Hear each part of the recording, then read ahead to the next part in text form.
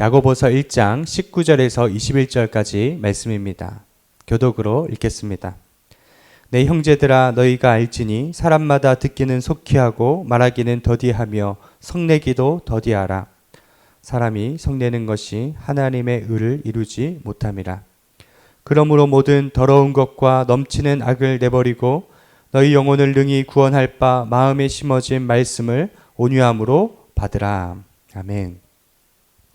오늘 말씀의 제목은 분노의 죄가 얼마나 큰지 깨달으라 하는 말씀입니다. 우리 사회를 분노 사회다라고 표현을 하죠.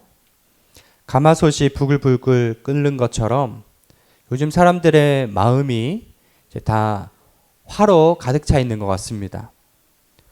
홧김에 욕하고 홧김에 보복운전하고 홧김에 사람을 때리고 홧김에 이혼하고 홧김에 사표 내는 그런 사회인 것 같아요. 이 분노는 자연스러운 감정이지만 그 분노를 잘 다스리지 못할 때 치명적인 결과를 초래합니다. 마땅히 천국처럼 아름다워야 할 저희들의 삶이 분노로 인해 한순간에 나락으로 떨어지는 것이죠. 얼마 전 온 국민들의 공분을 산 뉴스가 있었죠. 어떤 남성이 어떤 모르는 여성을 돌려차기로 쓰러뜨린 후에 몇 차례 가격을 하고 정신을 잃자 CCTV가 없는 사각지대로 끌고 갔다. 거기서 무슨 일이 일어났는지는 지금 조사 중이라고 나와 있죠.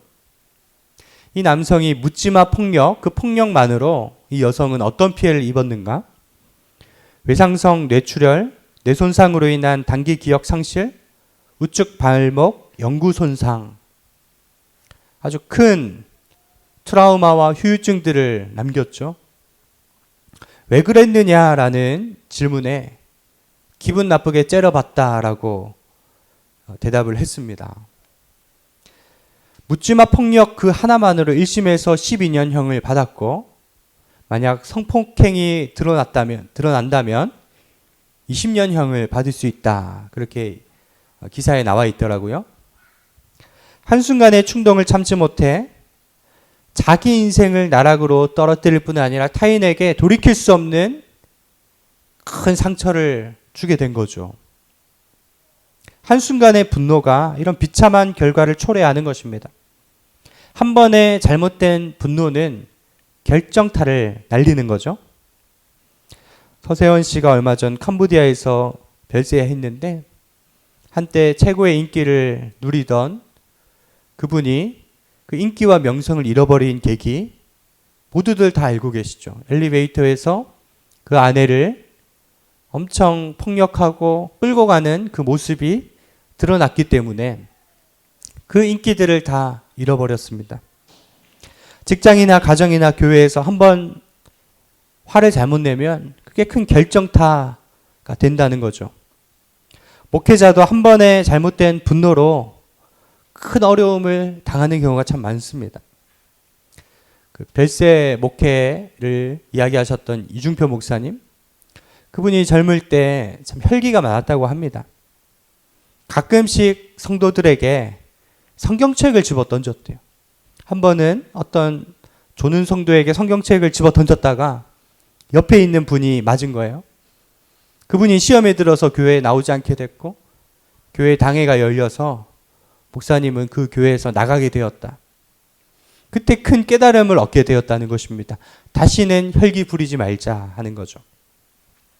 이런 분노는 자연스러운 감정입니다. 성경에 하나님의 분노에 관해서도 365번이나 기록될 정도로 하나님도 분노가 있으시다 얘기를 하고요. 예수님도 때로는 분노하셨어요. 성전에서 물건 파는 사람들의 상을 엎으시기도 하시고 분노를 표출하셨죠. 그러나 성경이 우리에게 요구하는 것은 무엇입니까? 잘못된 분노는 너무 치명적이다라는 거예요. 에베소서 4장 26절 27절 분을 내어도 죄를 짓지 말며 해가 지도록 분을 품지 말고 마귀에게 틈을 주지 말라. 여러분, 성경은 분노를 다스려야 하는데 한계를 정해 놓았습니다. 언제까지 분노해야 됩니까? 해지기 전에 낮에만 분노하라는 거예요. 왜요? 해가 지고 나면 누가 찾아옵니까?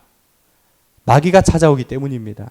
마귀가 틈을 노리기 때문에 오랫동안 분노를 품고 있어서는 안 된다. 분노는 독과 같은 것이죠. 자, 분노는 어디서 오는가? 그 원인이 있는데 크게 두 가지입니다. 첫 번째, 일반적으로 분노는 상처로부터 온다라는 거예요. 에베소서 4장 31절, 너희는 모든 악독과 노함과 분냄과 떠드는 것과 비방하는 것은 모든 악의와 함께 벗어버리고. 여기서 첫 번째 나오는 악독은 헬라어로 피클리아인데 쓴뿌리를 말합니다. 그 뒤에 나오는 노함, 분냄, 떠드는 것, 비방 다 어디서 시작되는가? 쓴뿌리의 상처로부터 시작된다는 것입니다. 내 마음의 상처를 그냥 방치해 두면 그게 쓴뿌리가 되어서 주변 사람들에게 쓴물을 흘러보내고 막 상처를 주는 거죠.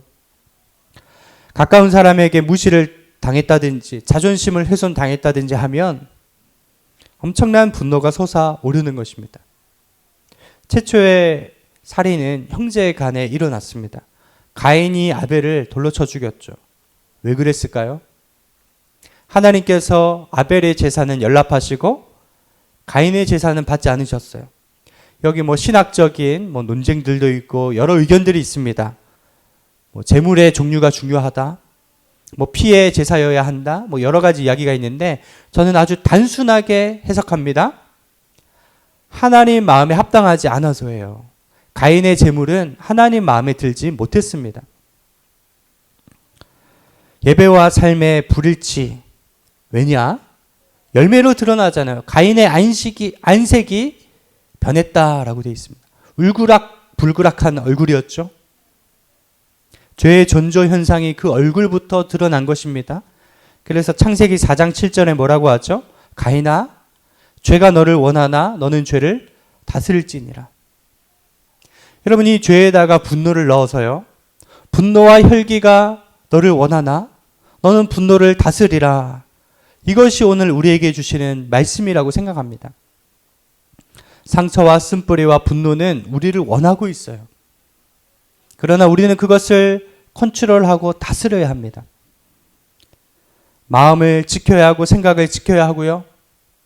화가 난 상태로 지속하지 않고 가라앉히는 것입니다.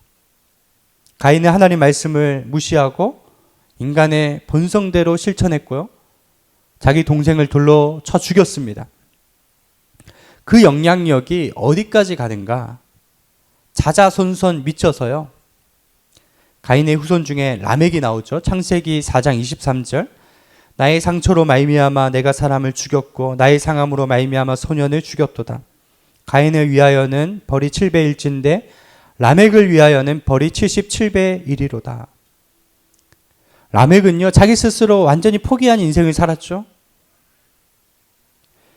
자기 스스로 자기가 어떤 상태인 줄 알았던 것입니다. 분노에 휩싸여서 사람을 쳐 죽이는 그런 삶을 살았다. 이 분노는 확대 재생산된다라는 것입니다. 자녀의 자녀까지 이룰 수 있는 것이요. 이 근거가 내리 분노라는 것이 있잖아요. 분노의 감정이 다른 사람들에게 전염되는 것입니다. 남편이 회사에서 안 좋은 일이 있었어요. 집에 와서 누구에게 짜증을 내요? 아내. 애들 엄마한테 짜증을 내고 그 엄마는 첫째 아이에게 괜히 화를 내는 거예요. 너 빨리 들어가서 공부해. 그러면 첫째 아이가 둘째 아이에게 화풀이 하고요. 그 막내는 괜히 지나가는 강아지를 발로 차서 아빠의 분노가 어디까지 이어집니까? 강아지에게까지.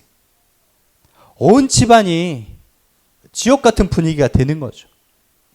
여러분, 하나님은 그것을 끊으라는 것입니다. 바로 상처에서 비롯됨을 알고 우리가 그 십자가 앞에 나아가서 그 상처를 먼저 치료받아야 된다라는 거죠. 자, 두 번째 분노의 원인, 대개는 자기 중심적이고 이기적인 마음에서 분노가 비롯됩니다. 누군가 자기 영역을 침범할 때 사람은 분노하고요. 누가 의도하든 의도하지 않든 선을 넘을 때 막 화가 솟아오르는 것이죠. 침범하기 때문에. 회사에서 상사가 빠른 성과를 얻기 위해 조급한 마음에 부하 직원에게 분노를 쏟아놓고 분노도 그 부하 직원에게도 그 분노가 막 쌓이는 거죠. 가정에서도 마찬가지예요. 부모가 자녀에 대한 기대치가 높을 뿐인데 아이는 아이다워야 하는 것이 자연스럽잖아요.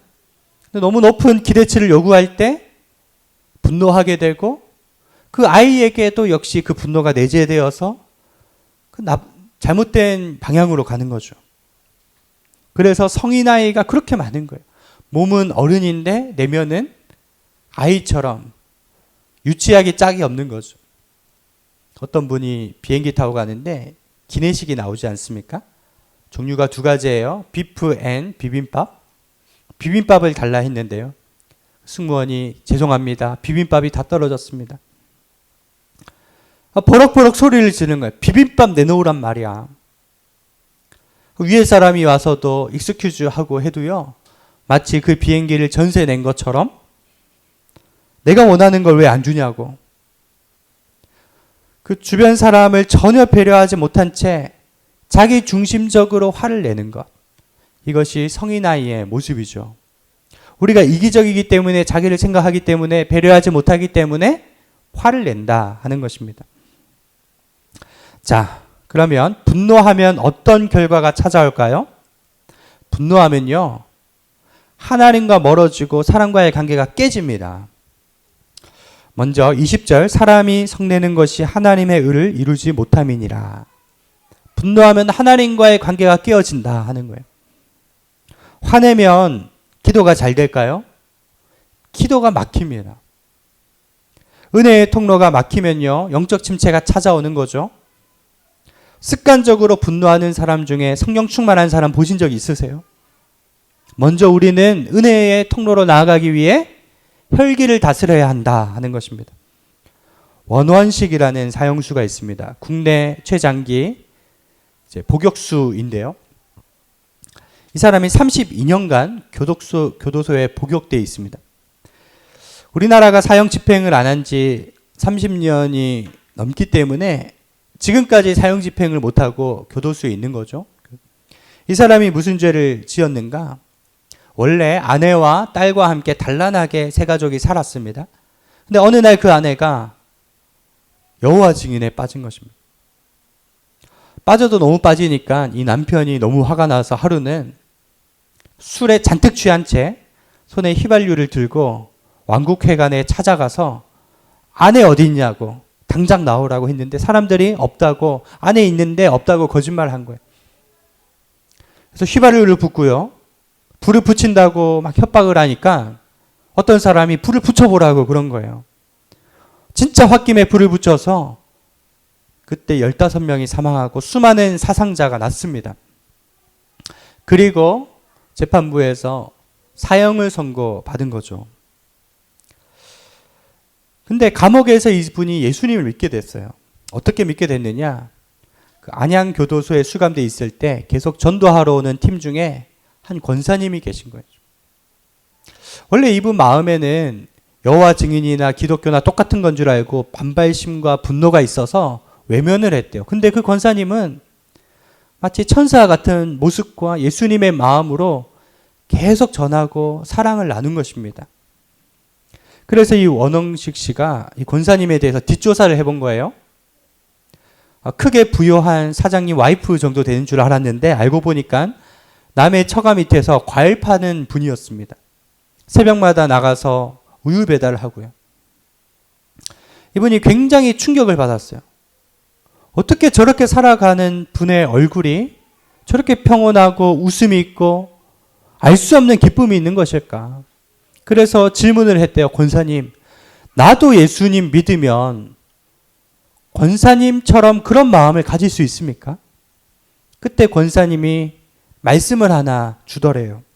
누가복음 5장 32절인데 내가 의인을 부르러 온 것이 아니에요 죄인을 부르러 왔노라. 이 말씀에 이 사람이 완전 뒤집어집니다. 나도 되는구나.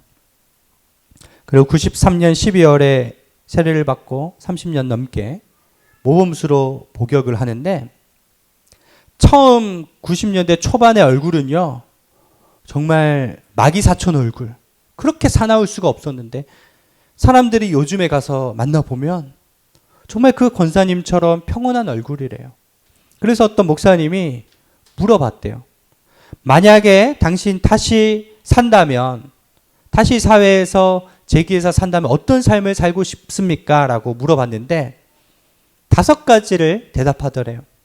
만약 내가 다시 이제 기회가 주어져서 다시 살 수 있다면, 첫째, 죄가 얼마나 무섭고 무거운 것인지를 사람들에게 가르쳐 주고 싶습니다. 둘째, 하나님이 주신 자유가 얼마나 소중한지를 가르쳐 주고 싶습니다. 셋째, 온전한 신앙과 믿음이 왜 중요한지를 가르쳐 주고 싶습니다. 넷째, 나 같은 죄인이 생겨나지 않도록 전하고 싶습니다. 다섯째, 하나님의 기쁨으로 살고 싶습니다. 여러분이 원흥식 성도님은 한 번의 분노로 평생 감옥에 살면서 뼈저리게 후회하는 거예요. 이 분노의 죄가 얼마나 치명적인지, 그리고 이 자유가 얼마나 소중하고 믿음이 얼마나 소중한지를 사람들에게 널리 알려주고 싶다 하는 간절한 마음이 있는 것입니다. 여러분, 오늘 말씀의 제목처럼 분노의 죄는 굉장히 심각합니다. 사람들에게 형벌을 받기 때문이 아니라 바로 하나님의 심판대 앞에 그러한 것들이 다 드러나서 심판의 근거가 되기 때문입니다. 그래서 예수님은 형제에게 라가라 하든지 미련한 놈이라 하든지 하늘 법정에서 재판받을 것이다, 지옥불에 들어가게 될 것이다, 거기까지 말씀하시잖아요.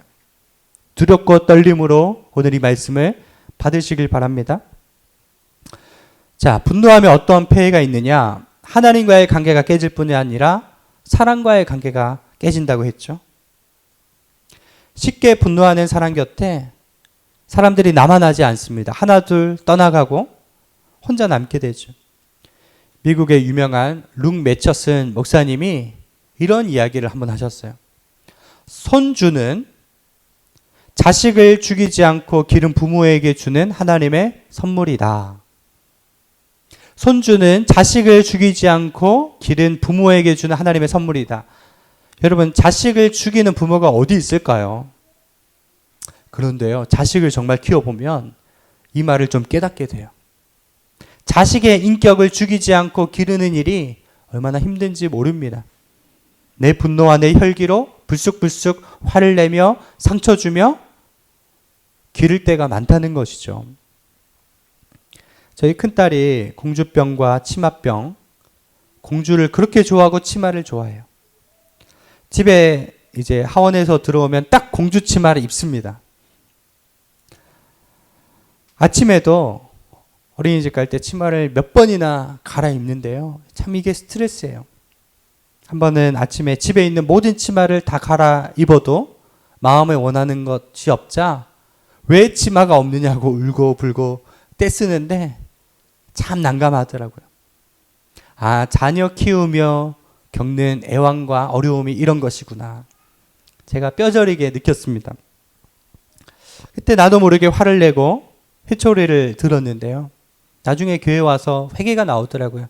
하나님, 제 화가 난 감정이 있을 때 훈육한 것을 용서해 주세요. 딸에게 상처로 남지 않게 해달라고 그렇게 기도했는데, 여러분, 끊임없이 하나님이 주시는 말씀은 인간의 분노가 아니라 하나님의 사랑이 우선이 되어야 한다. 그래서 감정이 있을 때는 훈육하지 않고 정말 무한한 하나님의 사랑을 먼저 쏟아놓는 것이 어느 것보다 중요한 신앙 교육이겠다. 이런 마음을 주십니다. 그래서 저도 새롭게 이 말씀을 준비하면서 결단하게 되는 것이죠. 자, 분노를 어떻게 다스려야 할까요? 19절 말씀입니다. 내 사랑하는 형제들아, 너희가 알지니 사람마다 듣기는 속히 하고 말하기는 더디하며 성내기도 더디하라. 즉각적으로 반응하지 말고 한 템포 늦게 반응하라는 것입니다. 분노가 솟아오를 때 그 분노를 억제할 수 있어야 합니다. 분노가 나는 상황과 그 감정 가운데 있을 때 있는 그대로 반응해서는 안 되고요. 필터링이 필요해요. 한번 걸러야 됩니다. 한번 그 자리에 멈춰서야 하고 묵상해야 하고 하나님의 뜻을 물어야 합니다. 그러면 실수하지 않을 수 있습니다. 고전적인 이야기가 여러분 눈이 몇 개죠? 2개. 귀가 2개. 입은 하나죠. 2번 듣고 2번 보고 한 번 말하라는 것입니다. 언어의 절제력이 필요합니다. 되도록 많이 경청하고 섣불리 말하지 않는 것. 그리하면 예수님처럼 온유하고 겸손하게 살 수 있습니다. 여러분 갈등되는 상황에 좀 적게 말하시고 상대방의 말을 많이 들으시기를 바랍니다. 자, 마지막 메시지. 어떻게 하면 우리가 분노를 다스릴 수 있느냐? 말씀 묵상과 기도예요. 21절. 그러므로 모든 더러운 것과 넘치는 악을 내버리고 너희 영혼을 능히 구원할 바 마음에 심어진 말씀을 온유함으로 받으라. 복잡한 상황과 복잡한 감정이 몰려올 때 말씀 앞에 머물러야 돼요. 말씀을 깊이 묵상하면 내면에 있었던 찌꺼기들이 제거됩니다. 가시와 엉겅퀴들이 제거되고 마음의 정원이 가꾸어지는 것입니다. 고요하고 차분히 하나님의 말씀을 듣는 자리로 날마다 가야 돼요. 십자가 앞으로. 그때 우리는 변화와 성숙을 경험하는 거죠.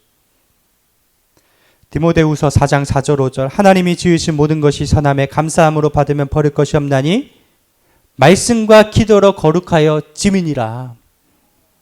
십자가 그늘 앞에서 말씀을 읽고 묵상하잖아요. 예수님이 보혈로 정결케 하십니다. 말씀을 놓고 기도하잖아요. 성령께서 우리 내면을 통제하십니다.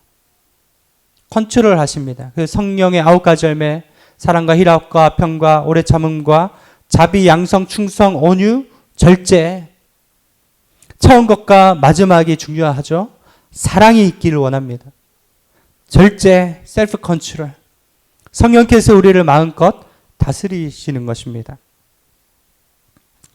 어떻게 하면 우리의 분노의 죄를 짓지 않고 일상의 삶을 살까요? 저희 교회는 매일 마태복음 5장, 6장, 7장을 읽고 묵상하는 공동체예요. 예수님 말씀으로 예수님의 은혜로 가득 채울 때 죄가 들어올 틈이 없는 것입니다. 저희 교회 표어가 분에 넘치도록 사랑하는 교회죠. 여러분 사랑하기에도 부족한 인생, 사랑으로 열심히 가득 채울 때 우리가 죄를 떠날 수 있어요. 에베소서 4장 28절 도둑질하는 자는 다시 도둑질하지 말고 돌이켜 가난한 자에게 구제할 수 있도록 자기 손으로 수고하여 선한 일을 하라. 여러분 비단 도둑질이 아니라 분노와 악독과 모든 죄가 마찬가지예요. 내가 수고하여 적극적으로 선을 행할 때 그 죄에서 떠날 수 있는 것입니다.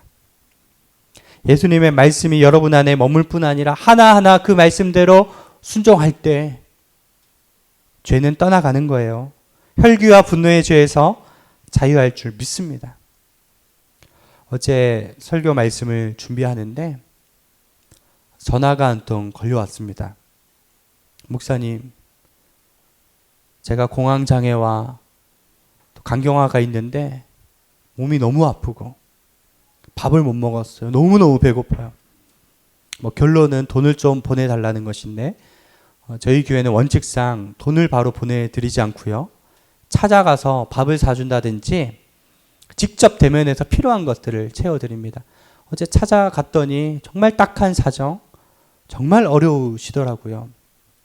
그래서 저희가 최선을 다해서 돕겠습니다. 이렇게 얘기를 하고 또 먼저 기도를 많이 해드리고 또 말씀을 증거해드리고 격려하고 왔는데요. 오늘 준비된 영상을 보시고 여러분 함께 기도해 주셨으면 좋겠습니다. 저희들 하나님 나라를 위해서 달려나갈 때 이 죄악들에서 자유하게 될 줄 확신합니다. 안녕하세요. 하나님의 개척 도구 정구현 목사입니다. 오늘 저녁에 설교 준비하는데 어느 성도님 한 분에게서 연락이 왔습니다. 안산에 사시는 분이고요.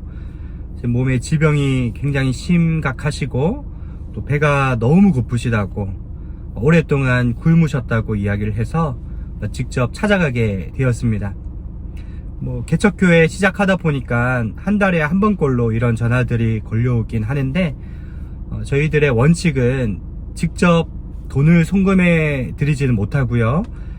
직접 가서 밥을 사 드린다든지 또는 뭐 여러 가지 구제를 직접 보고 하면서 복음을 꼭 증거합니다. 그래서 이분 같은 경우는 굉장히 어려운 상황인 것 같고, 저희들 가서 잘 격려하고 섬기고자 합니다. 저희 기도하는 교회는 창립 때부터 노숙인들을 섬겨오고 있고요. 인천터미널 앞과 또 지금은 주안역 앞에 노숙인들을 섬기는데, 매주 목요일 도시락 봉사를 하고 있습니다. 정기적으로 후원해 주시는 분이 계셔서 저희들 어떻게 사역하는지 나누고 싶어서 오늘 이 영상을 공유하게 되었습니다.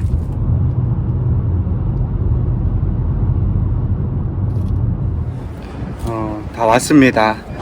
이제 여러가지 준비한 물품 이제 들고 쌀이랑 라면이랑 들고 올라가 보도록 하겠습니다. 이 조끼는 예수님의 보혈을 상징하는 오케이 조끼입니다. 이거 입고 올라가겠습니다. 발목뼈가 1년이 지났는데 아직도 다 안 붙었습니다. 아, 그래요? 예. 지울이 그리고 무릎도 뼈가 다 나가고 다 개방골절되고, 네. 발가락도 아작나서 많이 으스러졌는데, 네. 다른 데는 그래도 그나마 뼈가 다 붙었는데 발목뼈가 지금 안 붙어서 한 달 전에 마지막으로 서더라고요. 일을 못하니까 제가 지금 막 방세도 지금 이게 LH로 있거든요. 주거치약 해가지고 고시원 3개월 이상 살면은 이거 방을 준다 그러더라고요. LH에서 선생. 네. 그래서 저는 고시원 3개월 이상 한 3년을 고시원 생활했거든요. 네. 근데 3개월 이상 살아서 주는지 몰라서 모르고 있다가 나중에 누가 알려줘서 이제 고시원에서 일로 왔는데, 여기 이제 여기가 전세 1억 5백인데 제 돈은 50만 원뿐이 안 들어왔어요. 아, 다행이네요.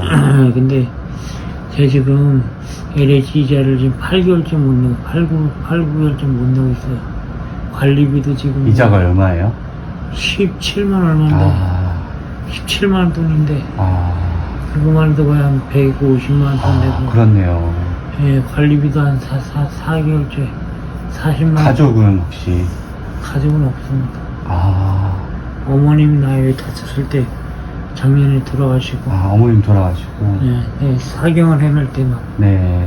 나도 지금 사고 났을 때 기절해가지고 한 4월 있다가 끼가 났거든요. 그럼 사고는 어쩌다가 나셨어요?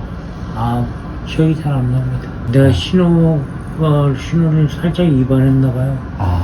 그래서 제가 신호 위반해가지고 차가 좌회전하는 차하고 직진하는데 막 미쳐가지고 기절했었습니다. 그러면 좀 정부에서 지금 좀 도와주시는 게 있어요? 정부에서 도와주는 건 없습니다. 뭐 기초생활 수급 그런 거? 예, 기초생활 수급 그거는 네. 장애 등록이 되고 나서 네. 그때 알아봐야 되는데, 네. 아직 장애 치료 중이라 장애인증이 안 나왔습니다. 하다 보니까 제가 그런 거 다 까먹고, 정부에서 뭐 긴급자금 그런 것도 다 까먹고, 이제 선불 선결제를 막 하는데, 선결제를 막 했어요, 이걸로. 근데 그것도 이제 170만 원인가 선결제라 가지고 시험불량자가 됐어요. 못 갚아서. 그래도 지금 제가 이거 보시면은 이거는 하나는 국민학교 그한테 잠발 됐던 거고요. 하나는 3년 4년 전에 중국집 배달하다가 다쳤습니다. 제가 이제 원래 사업하다가 망하고 와이프랑 이혼한 지 한 8년 정도 되거든요. 7년, 8년 되는데, 그때 이제 사업하다 망하니까 돈 때문에 서로 싸우다 보니까 헤어지게 되더라고요. 저는 킬리드 없어가지고 지금 큰일 났어요. 이빨도 없네요, 앞에. 이빨도 100만 원 정도 한다 그랬고. 양쪽 무릎이 이게 연골이 하나도 없고 뼈끼리 닿아가지고 시술했었고 허리 수술하고 뭐 온몸이 수술 자국이 없습니다. 여기 보시면 턱 그래서 중식 배달할 때 배수랄 때 턱 관절 네, 네. 그래 광대뼈액이 다 나가가지고 여기 연구핀을 네. 한 12개를 박았었습니다. 안에다 영구적으로 그냥 안 빼는 핀을. 네. 여기도 이 안구골절되고 요번에 작년에 다리 다치고 교회는 다니셨어요? 기다렸었는데 네. 성도가 얼마 없고 저 혼자라 개척교회. 네, 문을 닫으셨어요. 힘드셔서. 그러면 계속 여기 안산에 사셨어요? 안산에 인천에 잠깐 있었죠. 인천에 어느 동네예요? 만수동. 만수동. 저희 집이 지금 만수동이에요. 네, 만수동에 잠깐 있다가 거기 친구가 그쪽에 살았었어요. 네, 네. 친구 이혼하고 나서 이제 친구하고 같이 있으려고. 제가 어떻게 도와드리는 게 좋을까요? 모르겠습니다. 그러면 이제 끼니 해결은 어떠세요, 지금? 끼니 해결이 가장 중요하죠. 지금 어떻게 하고 계세요? 지금 그냥 뭐 라면이나 쌈 라면도 없을 때 그냥 굶고. 아니, 지자체나 도와주시는 그게 전혀 없어요? 지자체에서 뭐 이제 도움을 다 수급자 만들어준다는데 다음 이게 다 나오면 그때는 좀 낫겠죠. 한 3, 4개월 정도 걸릴 것 같아요. 3, 4개월 걸린다고 그래요? 네. 그 전에 저는 제가 중요한 게 공황장애 약을 타야 돼요. 제가 네, 네. 약을 먹고 감기약도 타야 되고 약을 못 먹고 있어요. 지금 못 먹은 지 하루만 못 먹어도 너무 머리가 많이 아프고 호흡이 곤란하고 어지럽고 막 기억력이 감퇴되고 하거든요. 제가 지금 같이 섬기고 있는 게 OK라는 사역인데 이 지역마다 다 있어요. 제가 여기다가 첫째로 이제 반찬을 드릴 수 있는지 제가 한번 문의를 해드리고 빵 어떤 빵 좋아하세요? 그냥 크림 안에 슈크림 들어있는 슈크림 들은 거 하고 또 우유 500리터짜리 딸기 우유. 대화 중에 배가 너무 고프다고 하셔서 편의점에서 이렇게 빵하고 우유들 사가지고 가고 있습니다. 빨리 나으셔서 저희 교회에서도 한번 예배 드려주세요. 네, 제가 기도 한번 하겠습니다. 하나님 아버지, 주님이 사랑하시는 성도님과 만나게 하심을 감사드립니다. 성령님께서 이 자리에 함께해 주시옵고 예수님의 십자가의 그 피 묻은 손으로 이 상처를 온전히 만져주시고 치료해 주시옵소서. 치료의 강선을 바라여 주시곤 합니다. 공황장애와 간의 모든 연약함들도 깨끗하게 하여 주시곤 합니다. 성령께서 함께 하여 주셔서 외롭지 않게 하여 주시고 성령님의 그 상쾌함과 기쁨이 우리 사랑하는 형제님 가운데 넘칠 수 있도록 인도하여 주시옵소서. 그리고 의료비와 약값과 하나님 생활의 모든 필요한 부분들 하나님께서 사랑하시는 형제님이 오니 채워주실 길을 소망합니다. 저희들이 이제 돌아가서 OK와 여러 사람들에게 문의해보고 알아볼 때에 하나님 속히 길을 열어주시고 형제님 속히 회복되어서 하나님 나라를 위해서 믿음의 용사로 서나갈 수 있도록 기름 부어 사용하여 주시옵소서. 감사드리오며 예수님의 이름으로 기도드리옵나이다. 아멘. 성도님 방문을 잘 하고 왔습니다. 현재 교통사고로 지금 계속 치료를 받고 계신 상황이고 또 공황장애와 또 간 경화 약을 드시고 있습니다. 그래서 약값 또 매일 식사 드실 수 있는 그런 생활에 대한 필요들 여러 가지 어려움들이 참 많이 있으시고요.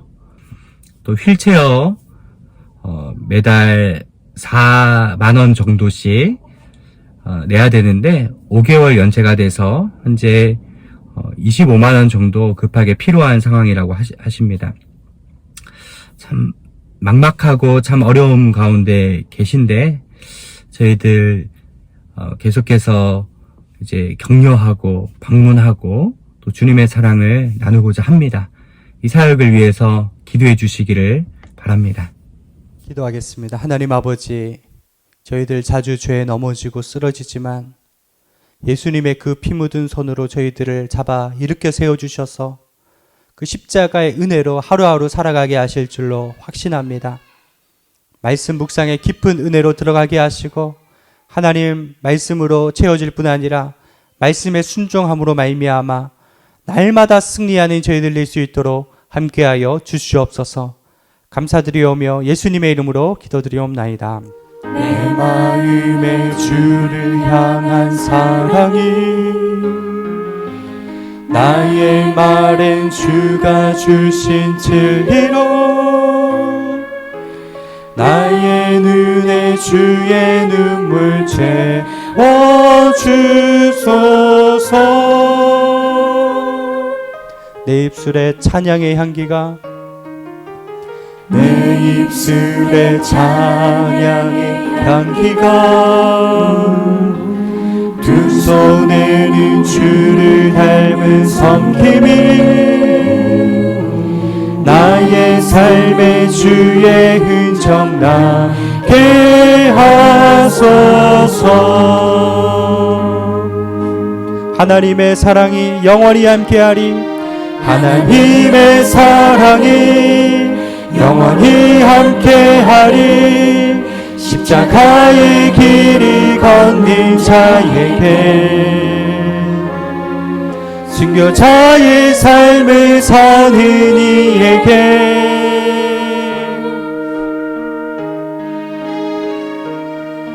조롱하는 소리와 세상 유혹 속에도 주의 순결한 신부가 되리라. 내 생명 주님께